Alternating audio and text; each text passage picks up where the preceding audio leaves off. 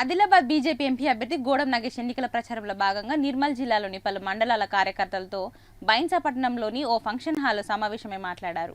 ఈ సమావేశానికి బీజేపీ ఎమ్మెల్యేలు మహేశ్వర్ రెడ్డి, రామారావు పటేల్, ఎంపీ అభ్యర్థి గోడం నాగేష్ హాజరై మాట్లాడారు. ఈ కార్యక్రమంలో పార్లమెంట్ కన్వీనర్ ఆయన్న భూమన్న, రాష్ట్ర కార్యవర్గ సభ్యులు, నియోజకవర్గ నాయకులు, కార్యకర్తలు పాల్గొన్నారు.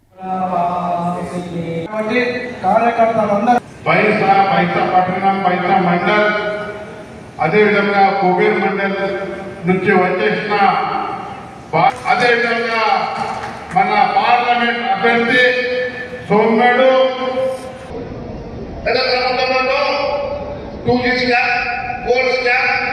ఇంకో స్కామ్ అని చెప్తున్నారు. 100 స్కామ్ కానీ 10 సంవత్సరాలలో నరేంద్ర మోడీ గారి ప్రభుత్వం అది కేవలం నరేంద్ర మోడీ గారి ప్రభుత్వం అని మొన్నటి వరకేమో ఏ పార్టీ నాయకులు కానీ ఇప్పుడు అధికార కాంగ్రెస్ పార్టీలో చేరినా నేను ముదోడి వర్గాన్ని అన్ని రంగాలు అభివృద్ధి చేస్తా అంటున్నాడు మొన్నటి నాయకులు. విషయాల పట్ల కావచ్చు, లేకపోతే పార్లమెంటరీ నియోజకవర్గంలో నాడు మంత్రిగా, అదే మాదిరిగా పార్లమెంట్ సభ్యునిగా మరి అన్ని ప్రాంతాల్ని భౌగోళికంగా నాకు పూర్తిగా అవగాహన ఉంది. సమస్యల పట్ల కూడా అవగాహన ఉంది.